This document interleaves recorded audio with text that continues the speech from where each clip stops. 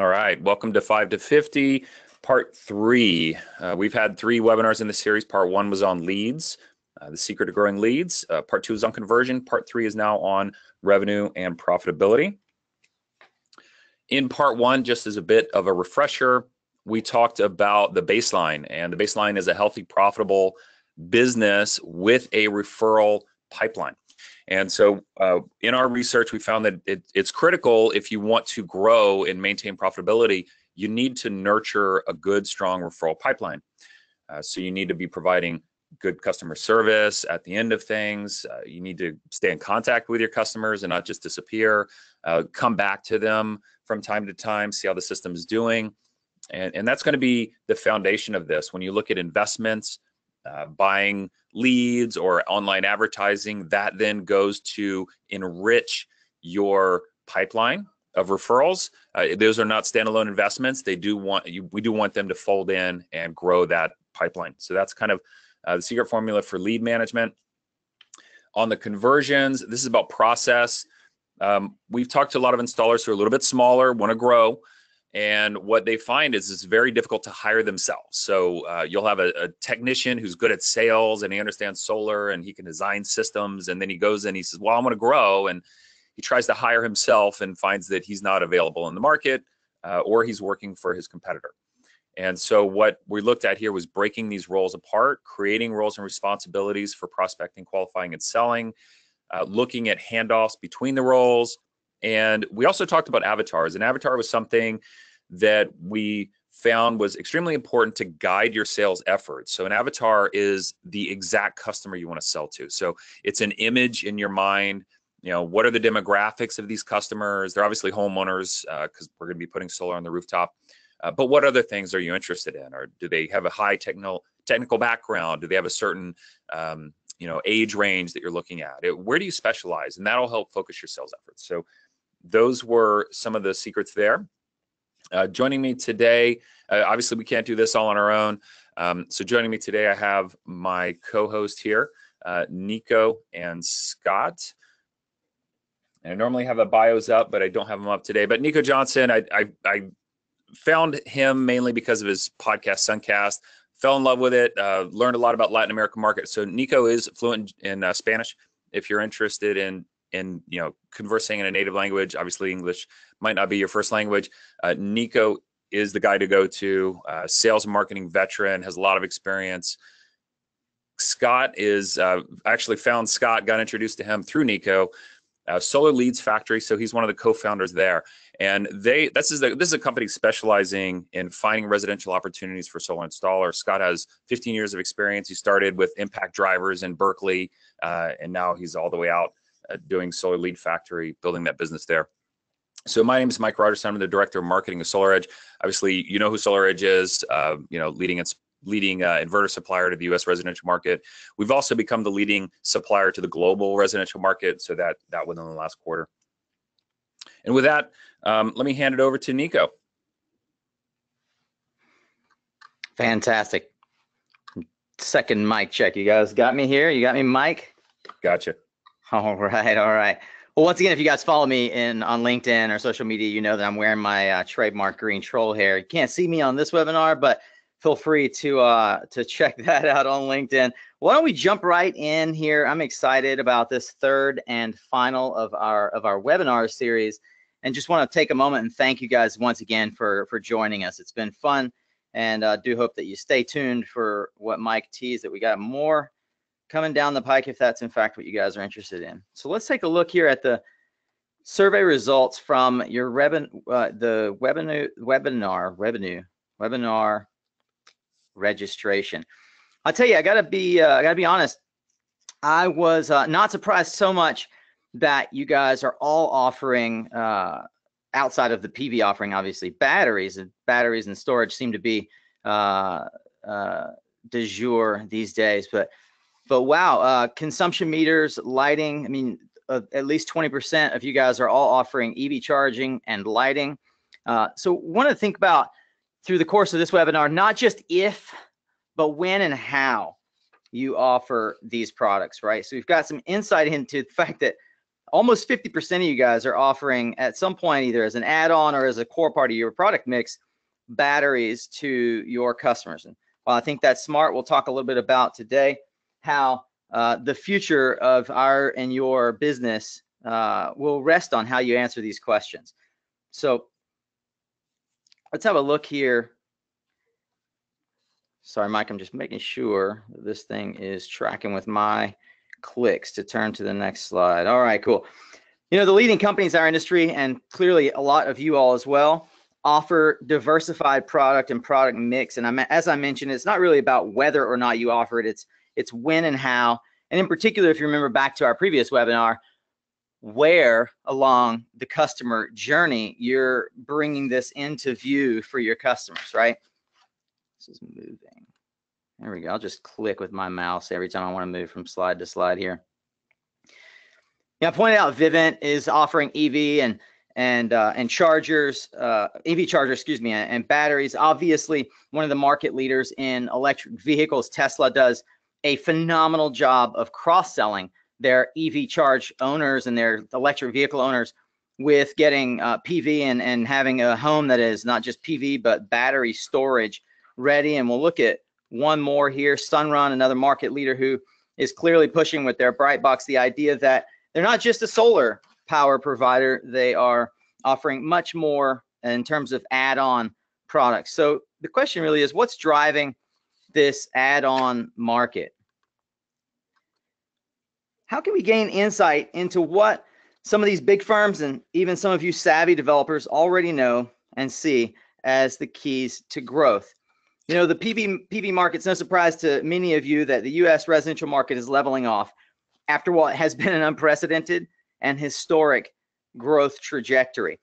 As a result, we're seeing a major disruption, both in the supply side economics as well as the collective overall marketing spend being funneled into the consumers who would come to know about solar versus the many other things affecting their eyes and ears in today's marketing buzz. And I'll key in on the fact that these GTM numbers we're looking at suggest that there's roughly 350,000 installations expected in 2017 for photovoltaics. As that's leveling off, we've got some other markets that are clearly in a more explosive growth phase.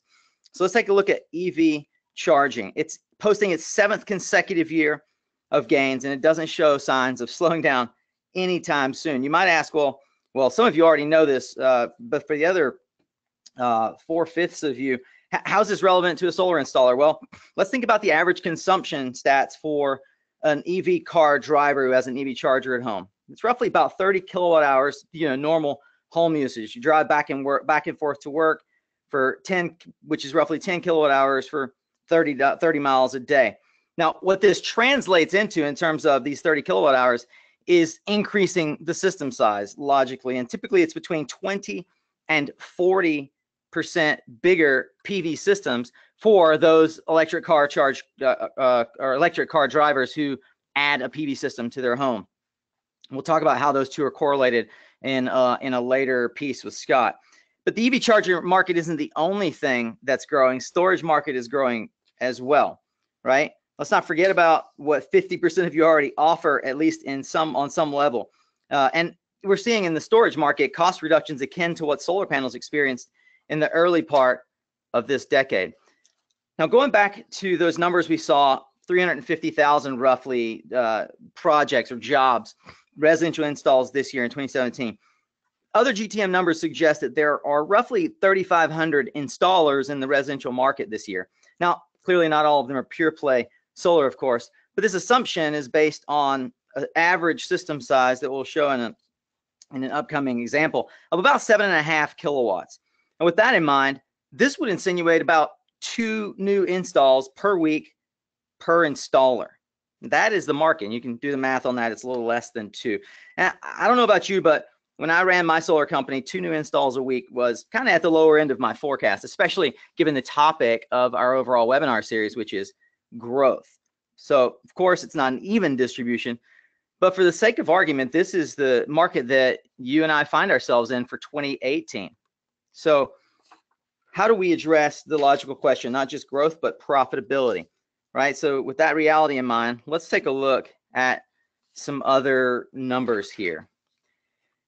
We've talked a lot in this series about understanding your costs. I'm going to introduce one new formula so as not to inundate you here, but let's first just touch on the relationship between fixed and variable costs, especially as we discuss increasing the ticket size of your customer. Now, you can increase the ticket size, and by ticket, I mean how much overall you're able to charge your customer, not just at one point in their life cycle, but over the entire customer life cycle. So knowing your customer acquisition costs, which we go into detail about in a previous webinar, these are more or less your fixed costs. That's kind of represented in the gray area here on this wheel. And we're gonna break down a bit how, as you increase the system size, your fixed costs and variable costs are modified, right? We look here at the variable costs, which is kind of the things that you have, like the stuff that shows up on the truck, right? And as you increase the system size from 7.5 kilowatts on average to, let's say, 8, you can see here how the variable costs, which is represented on the top, and let's look at kind of an economic value on the right-hand side, not just the dollar per watt value, but the variable costs tend to go up, right? More things that you have to ship out to the site, while the fixed cost, all the engineering and permitting and sales and marketing and margin, stays the same. Now, from an economics perspective, what that insinuates is that the larger our systems go, and this is why you see folks that say, oh, it's not worth it for me to do residential, I'd rather do commercial or utility because it costs me the same to do a 1 kilowatt as an 8 kilowatt project. Well, roughly speaking, that's true. And these numbers here show how, since the fixed cost stays the same, as you increase the system size, you thereby increase margin. Now, I want to highlight and understand that in the, sorry, I forgot to click through the animations here, but what we're showing is basically your variable costs go up, your fixed costs stay the same or go down, your total cost per watt goes down while your ticket size goes up. So therefore, the larger system is going to amortize that fixed cost. Now, take into account that in the US market, and this might not be true in Latin America and other areas, but in the US market, over half of your costs are what we refer to here as your fixed costs, right? So you're going to look for what we call this hurdle rate, or the minimum viable system size, whereby you start to achieve profitability and growth. Therefore, the more systems that are larger in size, the more profitable you can be. And that's kind of what this curve attempts to show. Greentech Media insinuates that somewhere in the 4 to 4.5 kilowatt range is the typical hurdle in the United States. And once you surpass this hurdle, and this is the key to this slide, once you pass that hurdle, you begin to make profit on every incremental dollar that you're able to tack on to a project. And that's why, surprisingly, many of you are offering these other add-on services, not only larger systems, but batteries, chargers, home automation systems, runs the gamut, right? And just wanted to make sure that we're really focused on the fact that as we're discussing the topic of increasing revenue and increasing profitability in this webinar, the key way we can do that is diversify and increase the amount of dollars that we can add on to our services per customer. Now, I don't want to get too deep into the weeds here on general accounting principles, but there is one formula I'd like to introduce, and I mentioned earlier, and we call that the cash conversion cycle. So I try to illustrate it here for you in terms of our industry, but the cash conversion cycle attempts to show how long the company's cash is tied up in inventory or in accounts receivable. You guys are probably familiar with inventory. Your warehouse may look like this one on the top left if you keep a warehouse, or maybe you're doing just-in-time shipping from your distributor. Nonetheless, you take in a certain amount of inventory that you have to pay for, and you get terms on that inventory. We'll talk about how that affects this equation. And then you set up a contract with your customer for when and how they're going to pay you, right? And that comes into your receivables. If you're good at it, you're getting them to pay you earlier in the cycle. But ultimately, what we all have to focus on as well is the missing link in this example, and that is payables. there's one that's the additional lever, if you will. So if you think of a holistic view of cash conversion cycle, you think about inventory conversion period here on the left, how long it takes you to get this product into your hands, get it onto your customer's roof, and get your PTO, right? Get it signed off so that you can bill the customer that final bill. And how long it stays in that receivables collection period. How long until you get that final check from the customer and pay off such that you have cash in hand. And the last piece, which you just popped in here, which is the payables deferrable period. And look, when a company's cash is not tied up in inventory and receivables, they can use it for purposes such as paying dividends, expanding business, paying off debt, and borrowing less. And by using that freed up cash to pay off debt, and reduce the borrowings, the financing costs will decrease, and what we all want, the net income, will increase.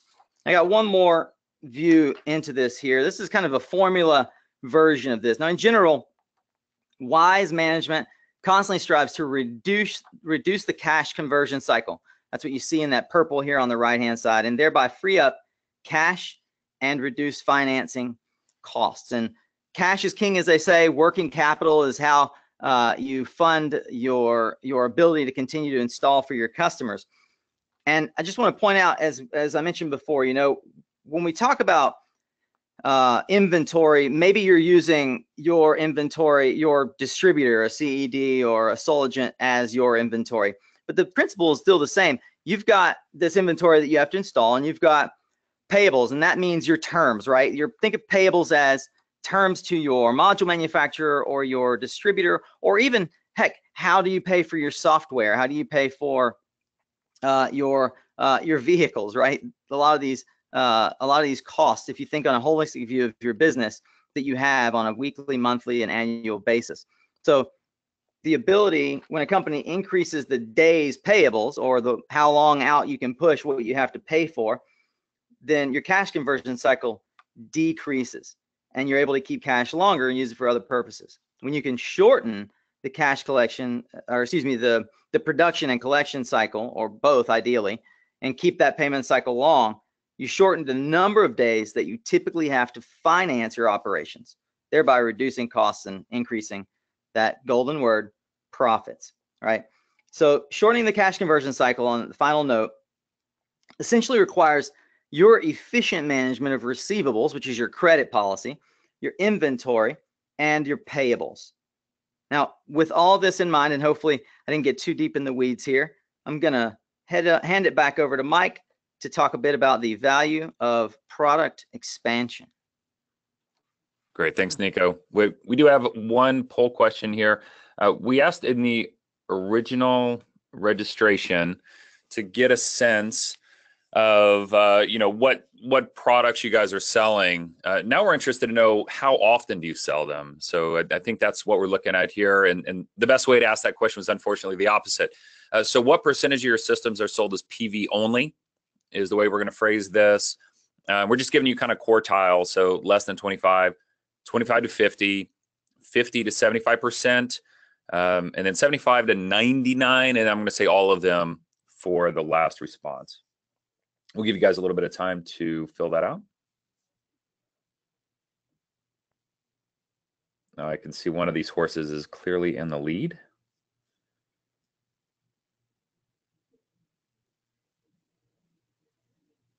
All right, so we got about, we're nearing 70%, so I'll give a couple more seconds. We'll go ahead and close the poll, and I'll show you guys what these results are looking like.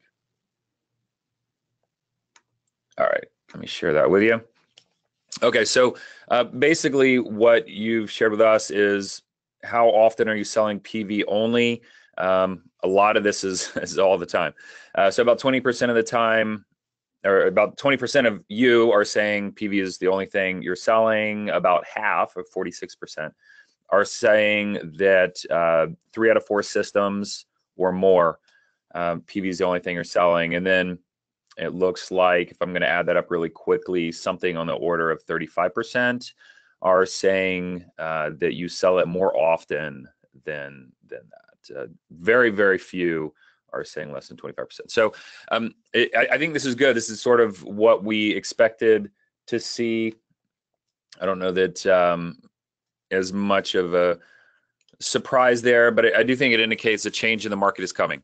And what we were sharing with you before, these larger installers are looking to move that needle over, where some of them are predicting higher percentages of systems are going to be sold with batteries. If you listen to the tweets and the things that come out from Tesla CEO, then you'll understand where I'm getting that from. But the industry does expect a higher percentage of systems coming with something other than just PV. And so we're going to help you kind of navigate that a little bit.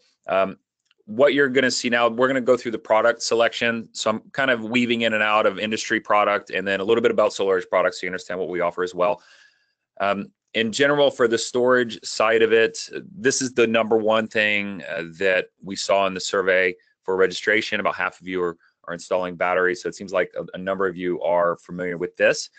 Obviously, changing rates are driving storage. We saw that in Hawaii, probably the most drastic indication, where you cannot export energy produced from your own PV system. You have to self-consume it. So you need a battery, or you essentially curtail it all and throw it all away. To markets like California, where there's a time of use where it's just more profitable to store it and then self-consume it in the afternoon, but you can still export. We're seeing power outages. So areas with a lot of trees, we're hearing with these storms that are coming through, those trees are falling, knocking out power. It's happening often enough that consumers want the peace of mind to have a battery on site. That's kind of what the security is about. If if power is out in your house for extended periods of time, so obviously with the hurricanes, we're not advising you to stay in your home during a hurricane. Please evacuate. But if you're able to turn your solar system on and get your power on after the hurricane leaves, you might be able to move in sooner than your neighbors who are waiting for the power to get turned back on. And so that tree branch that's sticking through your window, you'll have a little bit more time to take it out and to start repairing your home and to prevent some of the things that can happen when you have tree branches sticking into your window. Also, a lot of people are just interested in the latest technology. Obviously, starting in 2016, there was a huge buzz around one certain company launching batteries. They had a really nice car, and now you could get a really nice battery from the same company. So latest technology is definitely driving this. The days of lead acid batteries sitting in a plywood container in your garage are quickly going away, and we're seeing industrial design lithium ion containers and that type of thing. So that's definitely playing a role. We still see two main topologies for batteries: AC coupled, DC coupled. So I'm kind of going to lean more toward grid tied and go in and out of grid tied and not grid tied systems. With the AC coupled systems and with the DC coupled systems, these aren't really difficult to get energy out. In general, both sides, we have a battery or we have PV, and both of them have energy that's being sent in DC or direct current. We need AC in the house, so we're going to invert that energy. In general, not too difficult. What becomes difficult and where these technologies differ is when you have the need to recharge the battery from solar. So you have solar, which is producing a DC voltage, but it varies depending on temperature and number of panels. And then you have a battery, which is like a stable DC voltage, depending on charge rate, obviously. But then you've got to get that unstable DC voltage from the panels, and you got to put it into the battery. So in the AC coupled system, what we're going to do is we're going to have an inverter on the PV, we're going to have an inverter on the battery, and we're going to make that transfer of power on the AC side. So we're going to create an AC sine wave. It's going to be 240 volts, and we're going to use that as the translation in order to take energy from the PV and put it into the battery. And then we're going to translate it again when we need to get that battery out. On a DC side, it's a little bit different.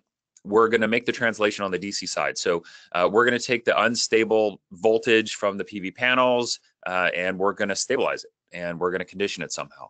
A lot of times you'll see that being done with a charge controller. For SolarEdge, we're using the equipment that's already installed on the rooftop, the power optimizer, and we're creating that conditioned voltage for you with pre-existing equipment that's already there. And so we're able to take that energy that's coming off the rooftop, we're able to take that DC, create a common voltage bus, and put it into the battery and feed it that way. One of the advantages on the DC coupled side is if you are designing the systems larger, and as you'll see in a little bit, we talk about clipping. If you know kind of clipping is, you're producing more DC power than the inverter can convert to AC. So this gives you a little bit of a buffer in that you can now store that energy in the battery and you're not losing it. you can draw on it later. So that's one of the advantages. With AC coupled systems, they've come a long way. I think the traditional AC coupled system that we're used to seeing for an off-grid with the lead acid batteries and the lower 80% level efficiencies, they've evolved drastically, where you've got now integrated inverters with the batteries, and that's come a long way.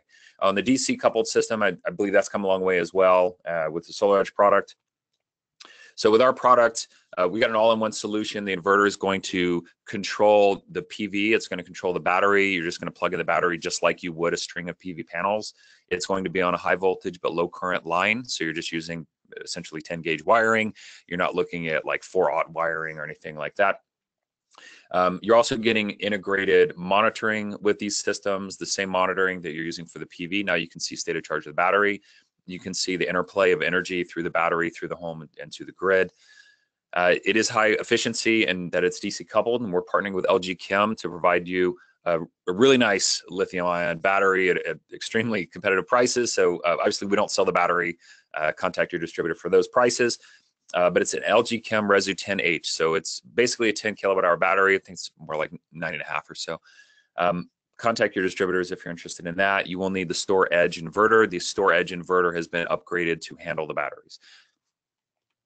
So one of the questions we always get asked is about the economics. So does it pencil out? And this is the question I always ask other people is like, okay, you're selling a lot of batteries. How do you sell them? And obviously for Hawaii, it makes sense. So they're storing the energy instead of curtailing it. So they're getting credit for that at a very high rate for electricity. And so it works there.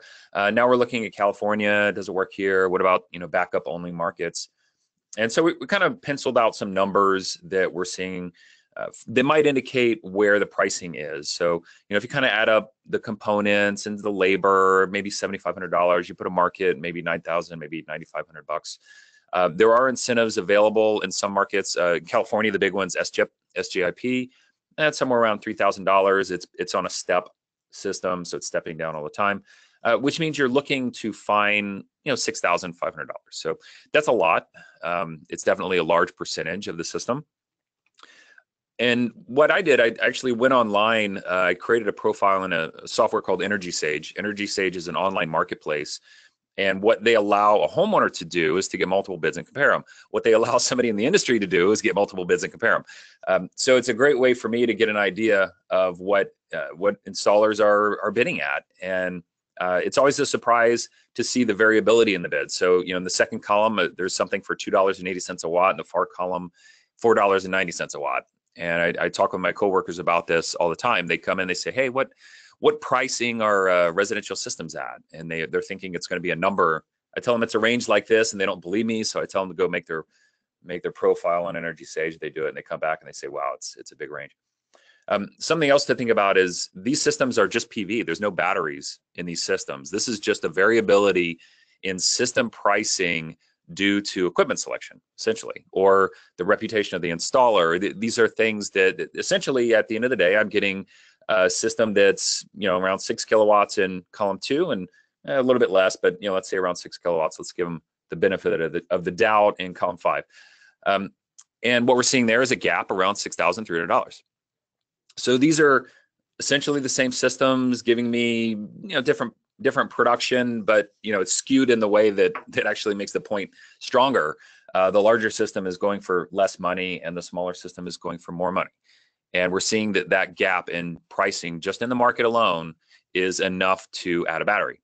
So you can imagine an example where column 2, whoever that installer is now able to add a battery in the California market with SGIP incentive for the same exact price that the guy in column 5 is offering. And so that creates an opportunity. It creates an opportunity to redefine the word premium, essentially. So column 5 was a premium module solution. I'm sure you could probably guess who that might be. And they sell for higher pricing. They've established a brand around that higher pricing. But what lessons can we leverage there in order to redefine the word premium? If premium doesn't mean higher efficiency modules, but instead means storage, it means backup, it means time of use arbitrage, then that's also a premium solution. So now you've got 2 premiums competing in the market at the same price points. One has a battery, one doesn't. Which one wins? And so I think that's an interesting opportunity. that we're starting to look at, and we want to get your feedback on that. If you're able to try and sell, in a competitive market at a similar price to higher premium modules, but with another type of premium solution, let us know how that's going. The other strategy, and this kind of on the bottom, is storage ready. We see this as the main strategy going forward today, where installers are essentially putting in the StorEdge inverter. That's the inverter you're seeing here that's compatible with the batteries, and that they're using that as the PV inverter. So there's no battery installed, there's no additional hardware installed, it's storage ready. And as far as the homeowner is concerned, they're ready for the future. They're future proofed. We all know that battery prices are coming down. Nobody wants to catch a falling knife as far as the battery prices go. So maybe you just wait until those battery prices stabilize, and then 3 years from now you buy the battery and you install it. So that's a strategy we're seeing work as well. So redefining as premium, obviously something that we want to see if that's working in the marketplace. Storage ready has already been proven out, and that's definitely working in the marketplace. Switching over to EV chargers. So a number of you, I think it was 30%, 20 to 30% are already selling EV chargers. And I assume you're selling an EV standalone charger. That seems to be the main market. So I want to talk a little bit about EV chargers and what you're selling. And so in the EV charger market, there are kind of 3 levels. There's level 1, level 2, level 3. Level 1 is essentially what they're going to get for free. So if you buy an electric vehicle or a plug-in hybrid, most of the time the dealer is going to throw in a cable. That cable plugs into a standard 120 outlet in your wall, and then you plug in the other end of the car. So they're getting that as a baseline, being able to charge your car. So 120 volts, usually limited to something like 1.5 kilowatts of power. Normally takes all night to charge your car for just a standard commute of 30 miles. So that's kind of the base product that they're getting. Gets most people kind of buy because you can just leave it plugged in overnight. You wake up in the morning, your car's ready to go. Level 2 is what we're seeing coming down the pipeline now. This is growing very fast. Level 2 is an upgrade to 240 volts and power levels 10 kilowatts, in some cases even as high as 20 kilowatts.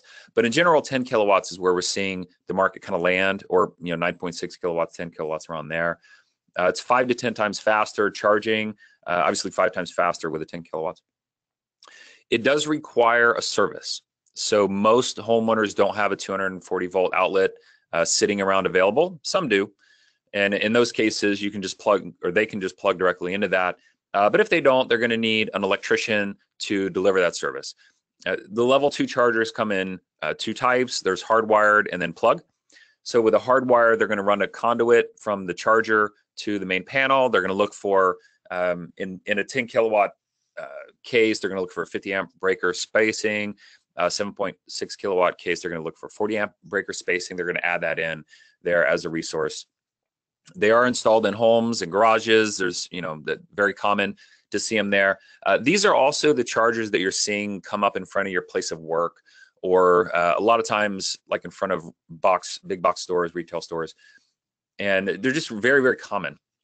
It takes about 1 to 2 hours to charge for a typical commute. So if you get home, you plug it in, an hour later, an hour and a half later, you can take it out and plug it into the other car that you have. That's one of the reasons these are growing, is because people are becoming 2 EV or 2 hybrid families where they have 2 cars now that they need to charge. The second thing that's driving the level 2 is batteries are getting bigger. So it used to be the case that a car would have a 10 or 20 kilowatt hour battery. It would be fairly small and you would run a lot of time on the gas. Then came Tesla with a 100 kilowatt hour battery. And obviously a 100 kilowatt hour battery is going to take 10 times longer to charge than a 10 kilowatt hour battery. So we need a faster charger. So as we see more batteries get larger, we see more people owning these cars, level 2 is going to grow. It's going to become the standard in our view, in our opinion. Level 2 will be the mainstream thing. There's a third one that you may have heard about, DC fast charging. And DC fast charging is not really for residential. The goal of DC fast charging is to pump in as much energy in as short a period of time as possible. We're looking at like 15 minutes to charge your car, to give you a gas station-like experience. And for the most part, it's kind of more theoretical, especially when you get to like larger batteries. For smaller batteries, maybe this could be done. but there's a lot of electrical infrastructure.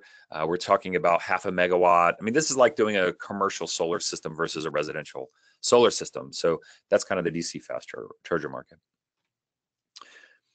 So what you're going to be selling if you sell an EV charger is a level 2. So your pitch is essentially this is a level 2 charger as an upgrade to what you got from the dealership, which is level 1. It's about a 5 times faster charge rate. Homeowners don't usually think in terms of kilowatts or amps. So the vernacular has been miles per hour. And so you can charge at 25 miles per hour. That would be kind of the way to talk about this 32 amp. Latest units are also smart units. They connect with monitoring apps. And so there's going to be that smartphone element where they can control the charger from their phone. And it does require a circuit. So it gives you an opportunity to come in, use your experience on the electrical side to be building out infrastructure inside their home. So there's a definite need for that. And you can kind of see, I took this screenshot a couple days ago on Amazon. There's a discount on this product here, but it's still, it's a $600 charger. SolarEdge is coming out in Q1 with a product. We are integrating an EV charger directly into our HD Wave inverters. And so this will be first available on the 7600 product. This does integrate with monitoring, and it does give you control. So you can start and stop charging from the same app that you monitor your solar system. You can create time of use charging. So for me, I just went onto a time of use rate. I don't want to charge my car until 9 o'clock at night because it's really expensive. So if I get home earlier than that, I want the charger to wait, and then I want it to start charging my car at 9, essentially. The cords, you can kind of see the cord lengths, those are standard. But this is going to be Q1, and we have had a couple of these here in Fremont. We've been testing them out. We've had a lot of our employees have EVs, and so we plugged them into their cars. It's been a lot of fun. So they are here, they are working. We're very optimistic and excited about this product. Just to summarize a little bit of a sample. So the level 1 charger, again, 5 miles per hour charge rate. That's what they're getting from the dealer. Level 2, 25 miles per hour charge rate. So they're going to be able to charge a standard commute of 30 miles in about an hour. SolarEdge has an EV charger. We have solar boost mode, which actually increases the charge rate when the sun is shining to 9.6. So in that case, it's 30 miles per hour. If you want to learn any more about that product, we have a separate webinar on it. One of the other benefits about selling EVs is if you sell EVs, you've increased the electrical load in the home. And so if you take a typical home, about a 30 kilowatt hour a day load, and you look at an EV, and what we talked about before, you've got about a 30-mile range, and it's about 3 miles per kilowatt hour to get the translation. So that means that their home, if they're charging only from their home, it's going to be an extra 10 kilowatt hours per day added to the load. And if you put that in PV terms, you can look at the NREL map over here, and you get about a 5 kilowatt hour in sunny climate per day, and so that's about a 2 kilowatt system. So you're looking at for 300 panels, you're adding another 6 panels on there, another almost 7 panels. In cooler climates, you're adding almost 3 kilowatts more. So with the EV sale comes added PV sales. And as Nico kind of mentioned before, that's driving better profitability. So once you get over that hurdle rate, now you're getting the profits on an EV charger installation, and you're getting the profits on potentially a larger solar installation. So a really good synergy between these two for the installers. So adding modules to the sales, some of the considerations there. So we talked about with EVs, you're going to have a 2 or 3 kilowatt larger installation. There may be some limitations to that. The big limitation that we look at and kind of talk about from the inverter side is on the breaker. So if you have a 200 amp service in this case, there's something called the 20% rule. 20% rule limits your backfeeding breaker to 20% times or 20% of that main panel, which in this case is 40 amps. So this is a very common scenario. We see it all the time. That 40 amp breaker needs to be safety derated, so it ends up being 32 amps. If you take 240 volts, which is our split phase, you multiply it by the 32 amps, you get 7680. We actually round that down, so we have a 7.6 kilowatt inverter that reports directly to this 40 amp breaker scenario. That's the mainframe that we put a lot of our products on. So our storage mainframe is 7.6. The first EV charger mainframe is going to be 7.6. It's just a very common inverter size. It's our most popular product by far. But that's kind of the limitation there. If you want to add more modules to that, you don't want to be bumping up against that 20% rule, because then you've got to find some other avenue around that. What we use in SolarEdge is DC to AC ratio, and so we look at boosting that number in order to give you the opportunity to put more PV on the rooftop. So there is a way around this kind of 20% rule limitation, and that's using the DC-AC ratio. So if you're used to putting in 1.2, our HD Wave, the one that'll come with the EV charger, goes up to 1.55. So you can put a lot more PV on the same exact breaker, essentially, and you're getting that extra energy. Now, one of the considerations, obviously, is clipping. So we put a little bit in here on clipping. So clipping occurs when the PV on the rooftop is producing more energy than the inverter can convert to AC. And we kind of mentioned this with the battery before. It's very typical in the middle of the day, as you can kind of see in the dark green here, this artificial line at 5,000. That's from the PV watts calculation, and it's capping that, assuming it's a 5,000 watt inverter. Clip systems make more energy than non-clip systems. So this is always the misnomer. Everybody thinks, well, clipping, that's a reduction in power. No, it's not. If you're oversizing your system, you're making more energy. Those panels are producing more in the early morning. They're producing more in the afternoon. And as you can kind of see in this case, they're producing more at peak production as well, because an undersized system, you're not going to be exactly 5,000 really anytime throughout the year on an undersized system. So clipping systems make more energy, and they make more energy almost to the ratio that you've oversized it. So if you're putting 20% more panels on, you're going to get about 20% more energy. What you're looking at when we say clipping, because it's such an obvious number for us, and it pops up from these models, and we see 1 to 3% energy loss due to clipping, everyone gets excited about that. We're talking about specific yield in this case. And so the kilowatt hour, when you compare kilowatt hour to kilowatt hour, you're going to see a 20% larger system does 20% more energy, because it's at the early morning, it's in the afternoon, on an east-west array, on a southeast, any multifaceted arrays. You're going to have weather that's going to take an effect here. You're going to have soiling, which is going to take an effect. Over the lifetime of the system, the panels age and they slowly degrade to, like a little bit, 10% over 20 years. So all of those factors play a role. Where an oversized system, you're not getting, oversizing it by 20% and only making 10% more energy. It's roughly 1-to-1. And if you look at with the HD Wave, for example, we've increased the efficiency to 99% CC. So that increase in efficiency, that 1.5% boost is going to more than offset anything that you would have gotten from clipping from our other inverters that are 97.5 or so. So you've got a way to think about clipping maybe now. I always get asked this question, and I just want to draw it out. Clip systems make more energy. They have more panels on them. They're going to make more energy throughout the year. So keep that in mind. So some of the limitations. So main panel upgrades is one of the things you could run into. If you have your main AC panel, you have your inverter here, and you're trying to oversize the system, how much can you oversize it? Well, you get to that 20% rule. Let's say you're maxing out the DC to AC ratio and you want to go higher.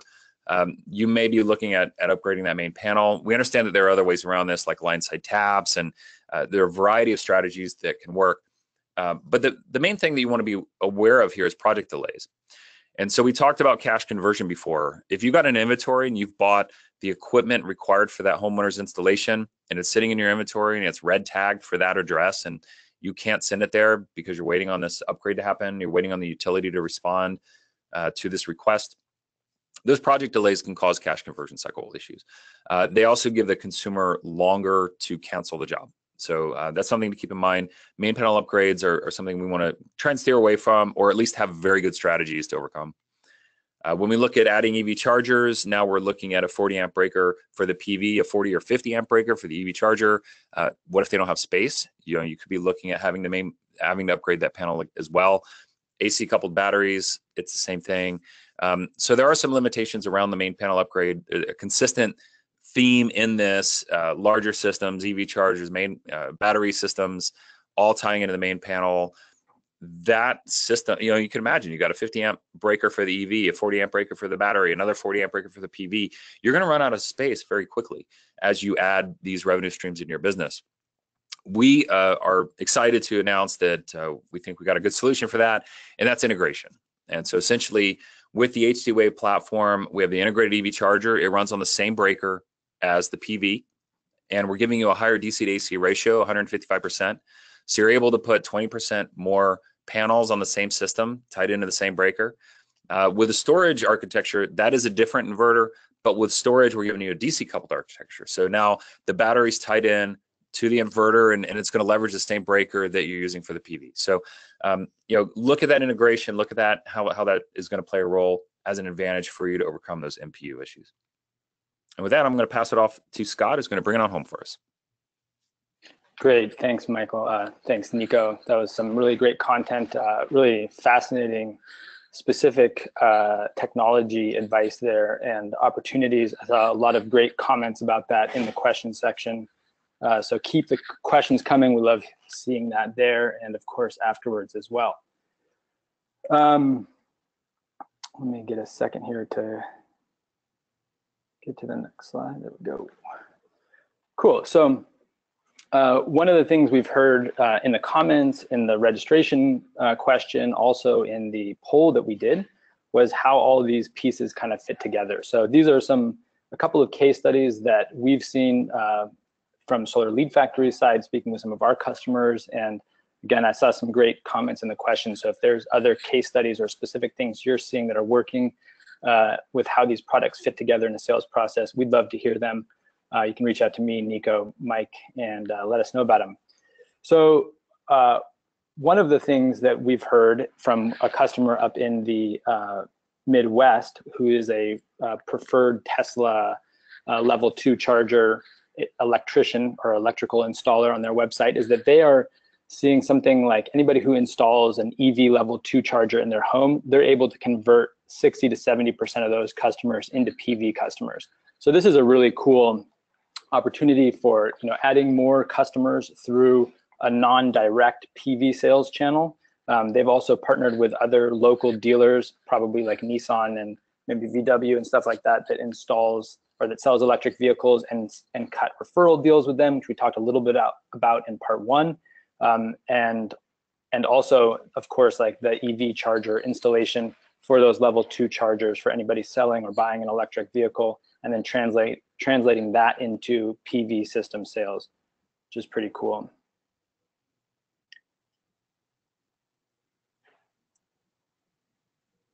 The other, sorry for the delay here, I'm just kind of getting used to the remote control on all these things. The other thing that we're seeing, also a real case study from a solar installer or contractor in the southeast of the US, is that they're doing full energy efficiency sales essentially. So they're doing PV plus maybe lighting, plus maybe insulation, plus maybe an HVAC upgrade or testing, and other products that are both reducing the energy consumption, increasing comfort, and then also adding PV into those sales. As a result, they're seeing a much higher contract value. So than just doing solar, they have they already have an engagement with the customer, and they're able to add more value to the customer while also increasing the contract value. That's kind of all at the same time. The EV installation or EV charger installation is obviously an entryway into more PV sales. So, but of course, with multiple products and all this stuff, you're going to have some opportunities and challenges. So among the opportunities is that you're establishing a relationship with the customer either before they've bought PV, or being able to sell them additional products after they have PV or after they've bought one of your other products. And you can kind of begin to own that relationship with the customer before they've made their mind up on PV or something like that, by installing consumption meters or by installing EV chargers. And then you're a trusted partner or have a trusted relationship with that consumer when it comes time for them to think about putting in a PV system or putting in storage or something like that.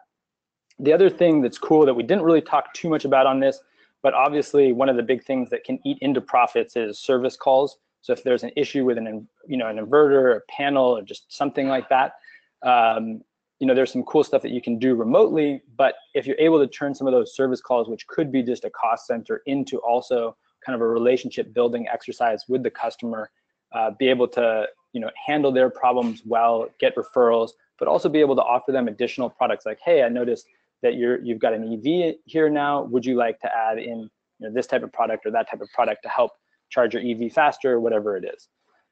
And of course, being able to offer a more complete solution can help differentiate you from your competition, perhaps, if they're looking at multiple people and you are able to offer a more comprehensive solution. That can be pretty cool and pretty compelling as well.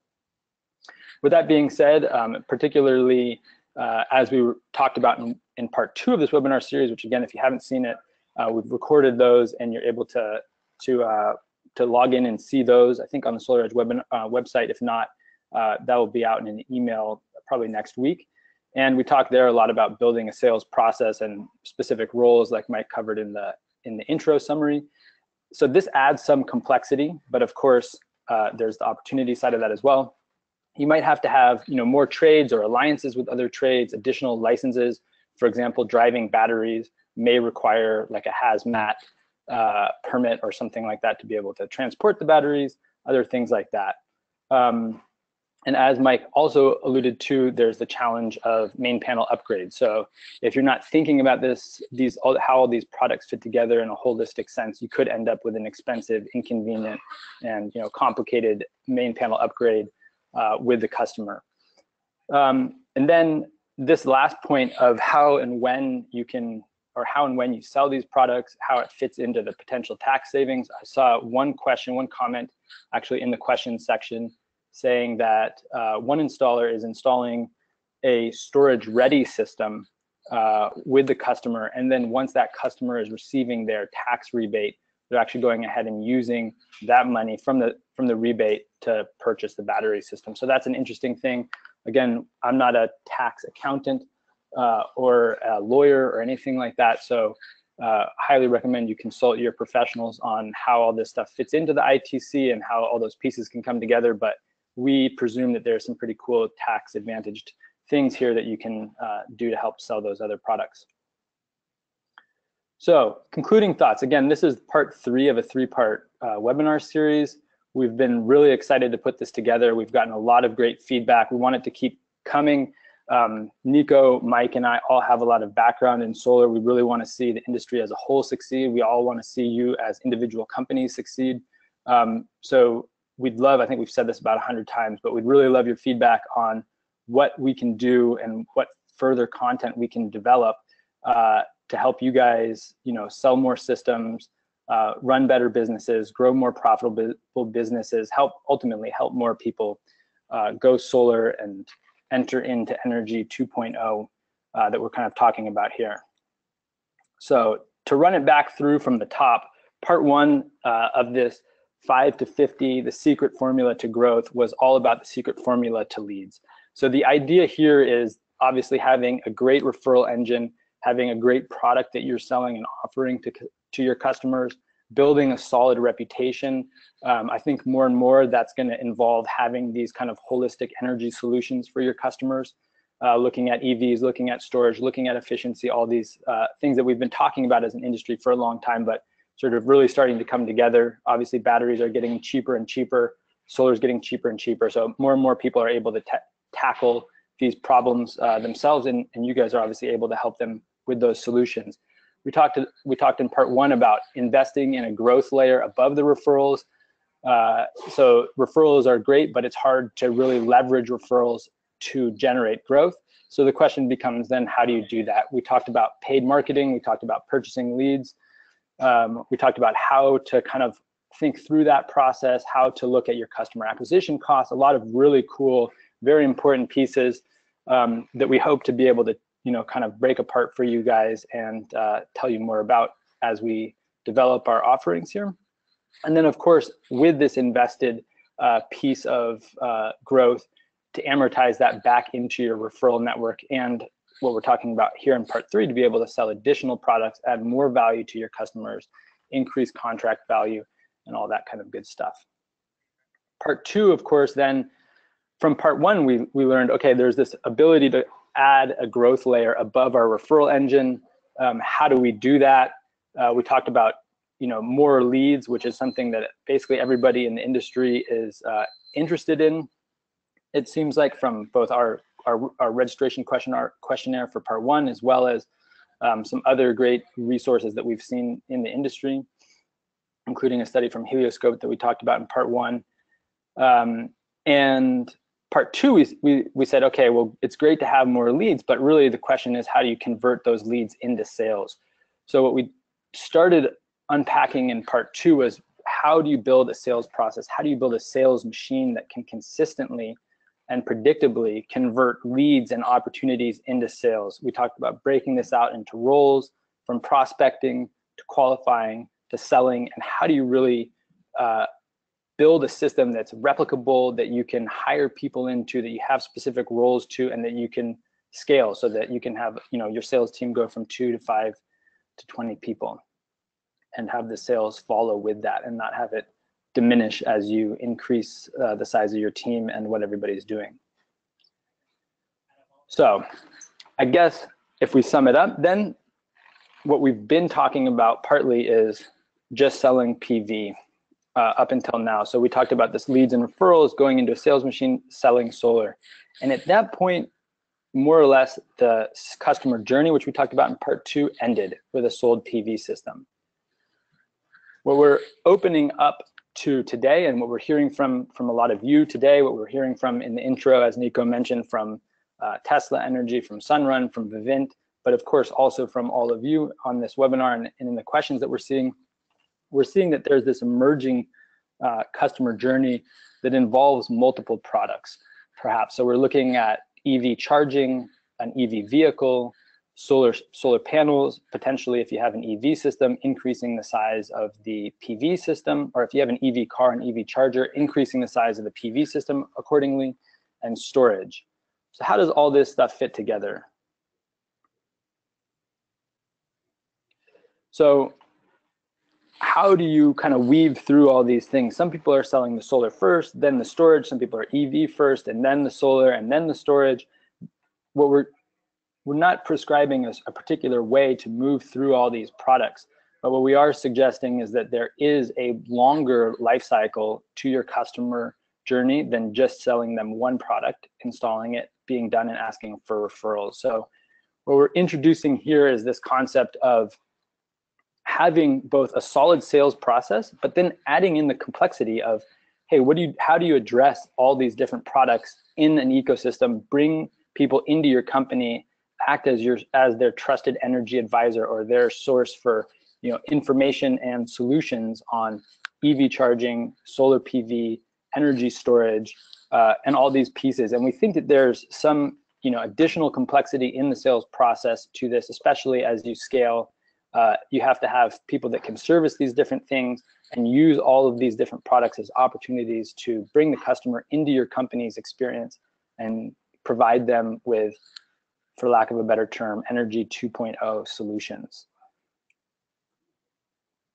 So with that being said, again, there will be a survey coming out after this presentation where we'd love to hear feedback from you on, you know, obviously how we're doing on each of these webinars, but also really what you'd like to see or what would be interesting as we enter 2018. If there's additional topics that we've already covered that you'd like more detail on, if there's additional topics, or if you're left with questions and uncertainty on how to progress, we'd love to hear that too. We do have in mind, Nico and I have in mind, between Suncast and Solar Lead Factory, to offer a follow-on mini course that will be free to participants of this webinar series and of this webinar. So if you're interested in that, we're going to unpack what we think are the most important topics. And again, if you tell us what you think are the most important, we'll try and unpack those as well. If you visit mysuncast.com/edge, there's a registration page there. Just to stay informed of when we're going to launch the course. It'll probably be in January or February of next year. And with that, we really appreciate you sticking with us. We really appreciate everybody who's come to all three of these webinars, and we'd like to open it up for questions. Or we had a couple of questions come in, but Mike, maybe you want to take over on this part. Yeah, a lot more comments and questions so far. Was there anything that popped out that you guys wanted to get to real quick? Well, I thought it was cool. We saw a couple of people mention that they sell storage-ready systems, and then they're able to add in the storage later, which I think is brilliant. somebody asked if it's being recorded. Do you have a sense on when that's available, Mike? Yeah, usually I'll have it by the end of the day. As far as the recording, if you want to get a recording of this, just contact our inside sales team. They'll have access to it. We're also building all of these on a YouTube library, so have access to it there as well. I do have some product questions. Yeah. I guess. So there's some questions in here. What's better, AC or DC? I assume that is in relation to the storage, the AC coupled and DC coupled. And, in the good engineering sense, it's going to depend. I'd say if you needed a litmus test, what we're seeing is for new installations, the DC seems to be a little bit more elegant, and it's getting you onto a single breaker. It's eliminating the clipping, and you're kind of rebuilding everything from scratch anyway. You're putting on the PV, you're doing the battery or the battery ready. So for new installations where you're putting in PV, want batteries or battery ready, I would kind of lean more toward the DC coupled. The AC coupled so far seems like it's just an easier retrofit. And so with some of the integrated products that are on the market, you're going and putting in one product with a very nice name on it on the side of the wall and integrating that into an existing system as a retrofit. Now, availability of that product, that I can't really speak to. Whether some installers get it and some others don't, I can't really speak to either. But that's kind of been the guiding light a little bit there. So for new installations, DC; for existing, maybe AC coupled. There's a question on the EV charger. Does it work in the day? Or no, does it only work in the day? So on the EV charger, the integrated product that SolarEdge has, it works just like a standard level 2 EV charger for 32 amps. And what Solar Boost Mode enables you to do is increase that during the day. So you're getting an extra 2 kilowatts of power that you could push through there, an extra 8 amps, and that's available during daylight hours. It's basically using the grid as the main power source for up to 7.6 kilowatts or up to 32 amps. And then when the sun is shining, it's using that as a secondary power source, combining them inside the inverter and exporting that to the car. So that's functionally what it's doing. So yeah, it works during the day, 7.6, just it works during the night at 7.6. Works during the day, depending on solar resource, up to 9.6. Yeah, I just wanted to jump in and say if you guys are off checking Facebook or Skype and you've missed the comments in the questions section, there's a lot here. So we're not going through all of the questions and answers, but I would encourage you to go through just before the webinar ends, just like scan through the questions. I mean, a lot of good, useful information from Seven and Paul and lots of other folks, Gail, Kendra Webb, that are commenting here. And would encourage you to take a look at it. Certainly others corroborating statistics around EV or PV system first, EV charger or PV system first, or how many installs you're doing per week. I wanted to point out, in particular, Paul was making a comment. Let's see if I can find it here. Oh, no, it was Seven making a comment that I'm not sure if it's clear, but there was a discussion that we had offline when we were preparing for the webinar about how many solar installers really see their job as to solve the customer's solution versus to sell them solar, or solve the customer's problem versus sell them solar. And what we find, and certainly I've seen this a lot with my clients, is you might consider, oh, we're a solar installer and some of these other trades we don't touch. And certainly I'm not one to say that you should become an HVAC installer or a hot water system installer, but Seven pointed out that they suggest these heat pump water heaters. And, while you guys aren't plumbers, one of the things that you probably are is on some level a licensed contractor that is able to subcontract. So I would encourage you just to consider in the true sense of diversifying your product mix. Your sales product mix does not mean that you necessarily do all of the work, just like you might hire or sub out the patching or re-roof of your customer's house. A lot of these additional products you don't have to do in-house, but you really should consider how you can have a referral program with your favorite local installer or installers plural, or some sort of wrap program where you can offer it as an add-on, as an upsell, and your local hot water system installer or heat pump installer will go in as a part of your team. They'll sell it and install it, and you get referral business, or actually you GC the whole thing and subcontract them out. So I just want to highlight that's a key piece of growing as a maturing contractor, and let's face it, this is a contracting business, is understanding how you can add value to your customer by helping your sales team get knowledgeable about these additional products and figuring out the mechanics operationally of how to get it done without having to have that internal skill set always in-house.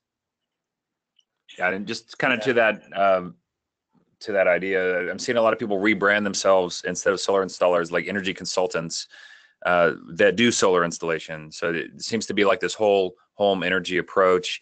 I'm seeing some pool pumps. I actually lived through the pool pump thing myself. I went in, downloaded my PG&E data, and said, "What the heck is turning on at 2 o'clock and running for 6 hours and burning 5 kilowatts of power or 7 kilowatts of power?" I forget what it was.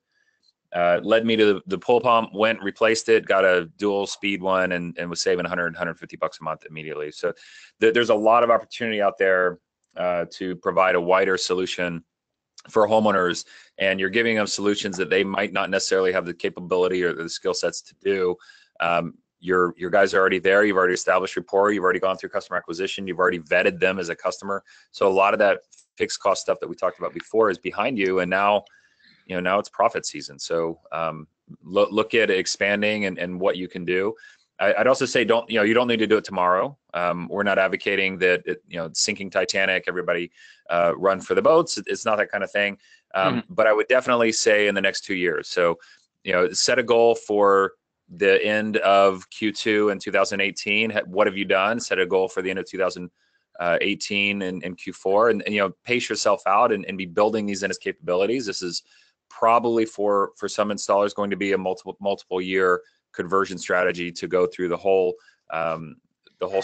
piece of lead conversion, designing yourself as a referrals company, the process and hiring people and building out the skill sets, roles and responsibilities, figuring out what works in your area, and then adding on other products. I mean, it's a lot of training. It's a lot of new capability that needs to be added.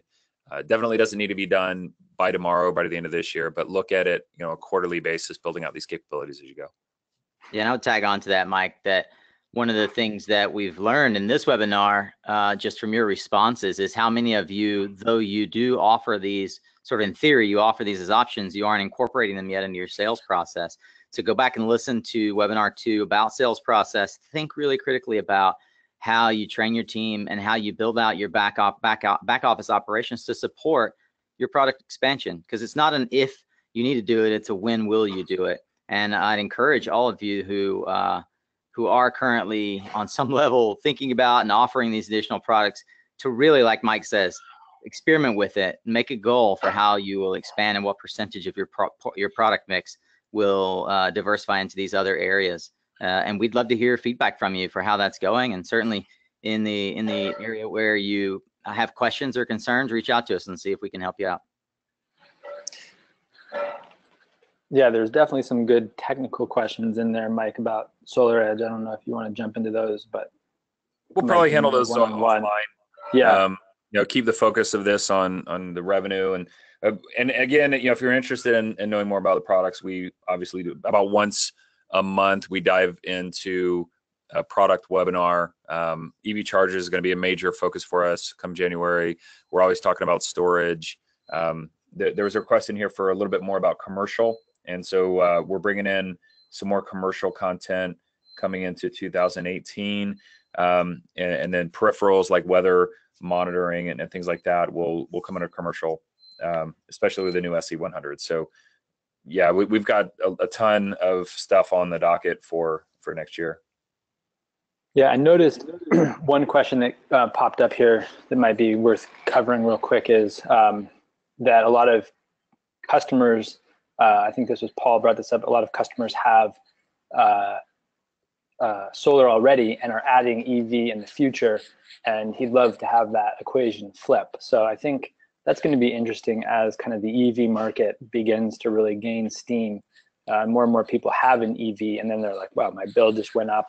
what can I do about it? But it is an interesting question of how do you adequately, kind of readdress these smaller add-on sales. I think that's something to consider as all this plays out.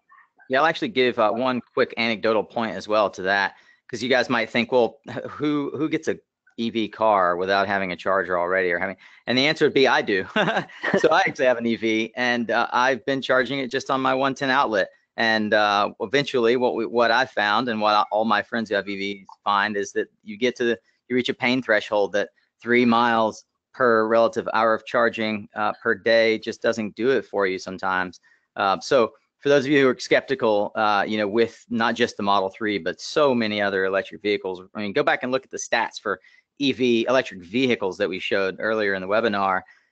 Don't underestimate the resistance to buying upfront some sort of charging device. And I would suggest that as you think about this from a marketing perspective, you can do really easy tests in your regional market through Facebook and even Google AdWords to surface customers that are considering a Model 3 or customers that are considering a new Leaf because they look great now, finally. And it's relatively easy to do the general market test in your area to see if you get any bites on folks that are still considering an EV charger, but already have bought the car, which means they're prime in the market, as Scott was saying. And it's a really, really elegant upsell to be able to come in and offer solar for that. Yeah, the only thing I would add to this slide is maybe the term avatar. We talked about it extensively in webinar 1. And I think, if you look at this, you're not necessarily coming after the EV owner trying to sell them an EV charger. You're coming after somebody who's a likely solar owner and you're trying to sell them an EV charger. So it's if you look at the avatar and you kind of carry it through, you look at your ideal customer and you just put them a little bit further down this meandering path. Your ideal customer, maybe somebody wants a battery, but then, if you're able to sell them all the way down this channel, that's a great focus for you. Just a different way to think about it. You look at your target customer and you just service them constantly, make sure that they're continually happy, get them to know your company with a product that's maybe not so expensive, not a $20,000 investment, maybe it's $1,000 investment, and they know you, they know you provide great service, and when they want to go solar, they go solar with you, and when they want to add a battery, they add a battery with you. So it's a way to look at it a little bit differently. Definitely go back and listen to that webinar 1 when we talk about the avatar. That's a good section, and we did get some really good feedback. It was kind of eye-opening for some of the people who joined us on that webinar.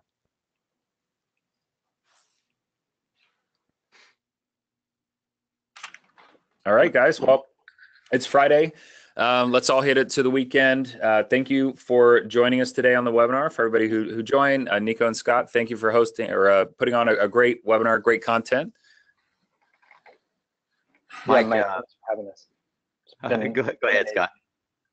It's been amazing, and I think this is really pertinent information, and really appreciate you putting this together for us, for the industry, and I think we're looking at good times ahead. Yeah, likewise. Just really honored to be a part of it. Thanks, Mike, for inviting us.